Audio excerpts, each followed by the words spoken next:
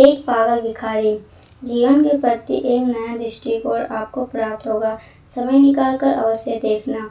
हमेशा की तरह मैं आज भी परिसर के बाहर बैठे भिखारियों की मुफ्त स्वास्थ्य जांच में व्यस्त था। स्वास्थ्य जांच और फ्री मुफ्त मिलने वाली दवाइयों के लिए सभी भीड़ लगाए कतार में खड़े थे। अनन्या सहज ही मेरा ध्यान एक बुजुर्ग की तरफ गया जो करीबी एक पत्थर पर बैठे हुए थे। सीधे नाक, घुंघरीले बाल, निस्तेज आंखें, जिस्म पर सादे लेकिन साफ सुथरे कपड़े। कुछ देर तक उन्हें देखने के बाद मुझे यकीन हो गया कि वो भिखारी नहीं हैं। उनका दायां पैर घुटने के पास से कटा हुआ था और करीब ही उनकी बैसाखी रखी थी। फिर मैंने देखा कि आते जाते लोग उन्हें भी कुछ दे रहे थे और वो लेकर रख लेते थे। मैंने सोचा कि मेरा ही अंदाज़ा गलत था, वो बुजुर्ग भिखारी ही है। उस वक्त बस मैं उनकी तरफ बढ़ा तो कुछ लोगों ने मुझे आवाज़ लगाई, उसके करीब न जाइए डॉक्टर साहब, वो बूढ़ा तो पागल है। लेकिन मैं उन आवाज़ों को नज़रअंदाज करता हुआ मैं उनके पास गया। सोचा कि जैसे दूसरों के सामने वे अपना हाथ फैला रहे थे वैसे ही मेरे सामने भी हाथ करेंगे। लेकिन मेरा अंदाज़ा फिर चूक गया। उन्होंने मेरे सामने हाथ नहीं फैलाया। मैंने उनसे बोला, बाबा आपको भी कोई शारीरिक परेशानी है क्या? मेरे पूछने पर वे अपनी बैसाखी के सहारे धीरे से उठते हुए बोले, good afternoon doctor, I think I my have some eye problem in my right eye. इतनी बढ़िया अंग्रेजी सुन मैं अवाक रह गया। फिर मैंने उनकी आंखें देखी। पका हुआ मोतियाबिंद था उनकी आंखों में। मैंने कहा, मोतियाबिंद है बाबा, ऑपरेशन करना होगा। बुजुर्ग बोले, अच्छा मोतियाबिंद। 2014 में रोबी अस्पताल में मेरी बाईं आंख की मोतियाबिंद का ऑपरेशन हुआ था। मैंने पूछा, बाबा आप यहाँ क्या कर रहे हैं? बुजुर्ग, मैं तो यहाँ रोज ही 2 घंटे भीख मांगता हूँ सर। मैं, ठीक है लेकिन क्यों बाबा, मुझे तो लगता है आप बहुत पढ़े लिखे हैं। बुजुर्ग हंसे और हंसते हुए ही बोले, पढ़े लिखे? मैंने कहा, आप मेरा मजाक उड़ा रहे हैं बाबा। बाबा, अरे नहीं डॉक्टर, मैं क्यों करूँगा, क्षमा करें अगर मैं आपको चोट पहुँचाई। मैं, चोट की बात नहीं है बाबा, लेकिन मेरे कुछ समझ में नहीं आ रहा है। बुजुर्ग, समझ कर भी क्या करोगे डॉक्टर? अच्छा ओके, चलो हम उधर बैठते हैं वरना लोग तुम्हें भी पागल हो कहेंगे। और फिर बुजुर्ग हंसने लगे। करीब ही एक वीरानी टपरी थी। हम दोनों वहीं जाकर बैठ गए। Well doctor, I am mechanical engineer. बुजुर्ग ने अंग्रेजी में ही शुरुआत की। मैं कंपनी में सीनियर मशीन ऑपरेटर था। एक नए ऑपरेटर को सिखाते हुए मेरा पैर मशीन में फंस गया था और ये बैसाखी हाथ में आ गई। कंपनी ने इलाज का सारा खर्चा किया और बाद में कुछ रकम और सौंपी और घर पर बैठा दिया, क्योंकि लंगड़े बैल को कौन काम पर रखता है सर। फिर मैंने उन पैसों से अपना ही एक छोटा सा वर्कशॉप डाला, अच्छा घर लिया, बेटा भी मैकेनिकल इंजीनियर है। वर्कशॉप को आगे बढ़ाकर उसने एक छोटी कंपनी और डाली। मैं चकराया और बोला, बाबा तो फिर आप यहाँ इस हालत में कैसे? बुजुर्ग, मैं किस्मत का शिकार हूँ। बेटे ने अपना बिजनेस बढ़ाने के लिए कंपनी और घर दोनों बेच दिए। बेटे की तरक्की के लिए मैंने भी कुछ नहीं कहा। सब कुछ बेच बाच कर वो अपनी पत्नी और बच्चों के साथ जापान चला गया और हम बुढ़े बुढ़िया यहाँ रह गए।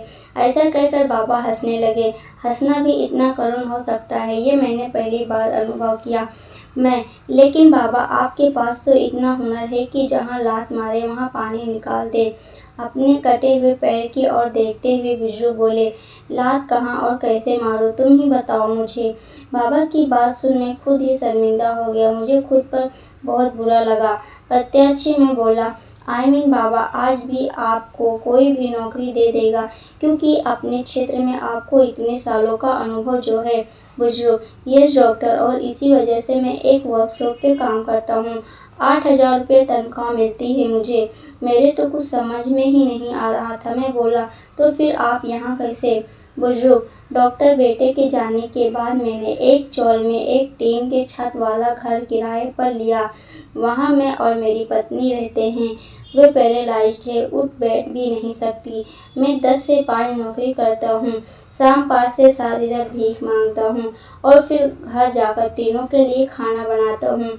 आश्चर्य से मैंने पूछा, बाबा अभी तो आपने बताया कि घर में आप और आपकी पत्नी हैं, फिर ऐसा क्यों कहा कि तीनों के लिए खाना बनाते हो?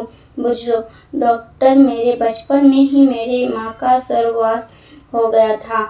मेरा एक जिगरी दोस्त था, उसकी माँ ने अपने बेटे जैसे ही मुझे पाला पोसा।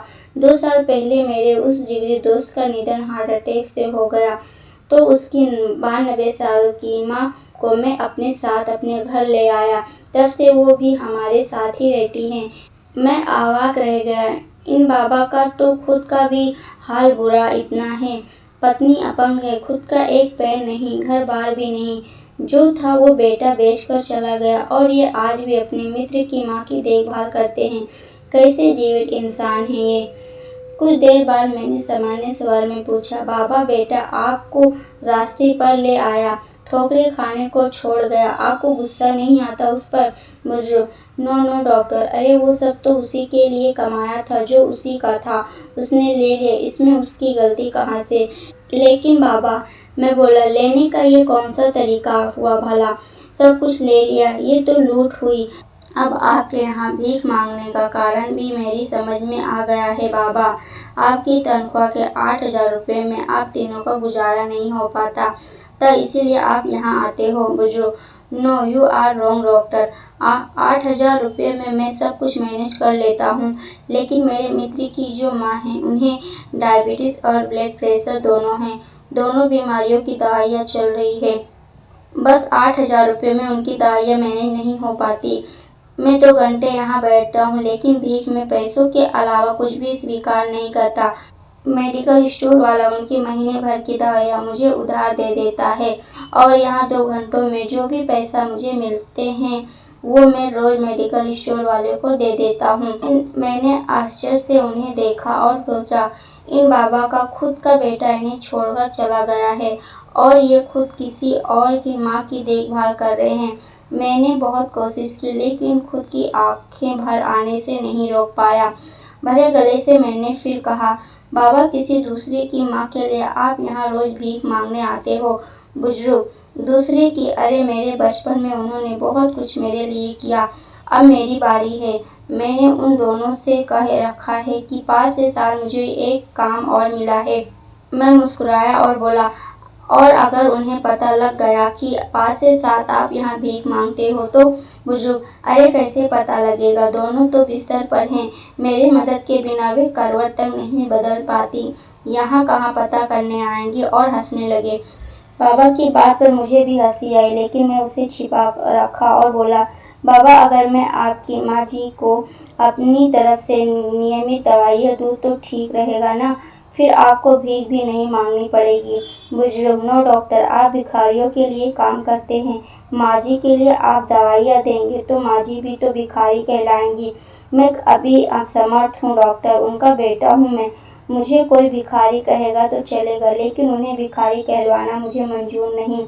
ओके डॉक्टर, अब मैं चलता हूँ। घर पहुँचकर अभी खाना भी तो बनाना है मुझे। मैंने निवेदन स्वरूप बाबा का हाथ अपने हाथ में लिया और बोला, बाबा भिखारी का डॉक्टर समझकर नहीं, बल्कि अपना बेटा समझकर मेरी दादी के लिए दवाइयाँ स्वीकार कर लीजिए। अपना हाथ छुड़ाकर बाबा बोले, डॉक्टर आप इस रिश्ते में मुझे मत बांधो प्लीज़। एक गया है हमें छोड़कर, आज मुझे सपने दिखाकर, कल तुम भी मुझे छोड़ गए तो अब सहन करने की मेरी ताकत नहीं रही। ऐसा कहकर बाबा ने अपनी बैसाखी संभाली और जाने लगे, और जाते हुए अपना एक हाथ मेरे सिर पर रखा और भर भराई ममतामयी आवाज़ में बोले, अपना ध्यान रखना मेरे बच्चे। शब्दों से तो उन्होंने मेरे द्वारा पेश किए गए रिश्तों को ठुकरा दिया था, लेकिन मेरे सिर पर रखे उनके हाथ के गर्म स्पर्श ने मुझे बताया कि मन से उन्होंने इस रिश्ते को स्वीकार किया था। उस पागल कहे जाने वाले मनुष्य के पीठ फेरते ही मेरे हाथ अपने आप प्रमाण की मुद्रा में उनके लिए जुड़ गए। हमसे भी अधिक दुख, अधिक विपरीत परिस्थितियों में जीने वाले ऐसे भी लोग हैं। हो सकता है इन्हें देख हमें हमारे दुख कम प्रतीत हो और दुनिया को देखने का हमारा नज़रिया बदले। हमेशा अच्छा सोचे, हालात का सामना करें। और आज ऐसे बच्चे भी हैं जो अपने माँ बाप को खाना तक नहीं खिलाते हैं और जो उनके पास थोड़ा बहुत बचा है वो भी हड़पना चाहते हैं। जब बुढ़ापे में अकेले ही रहना है तो औलाद क्यों पैदा करें, उन्हें क्यों काबिल बनाएं जो हमें बुढ़ापे में दर-दर के ठोकरें खाने के लिए छोड़ दें। क्यों दुनिया मरती है औलाद के लिए, ज़रा सोचिए इस विषय पर। और आपकी क्या राय है इस वीडियो के बारे में कमेंट करके ज़रूर बताइएगा। वीडियो अच्छी लगी हो तो लाइक शेयर और चैनल पर नए आए हैं तो चैनल को भी सब्सक्राइब जरूर कर लें।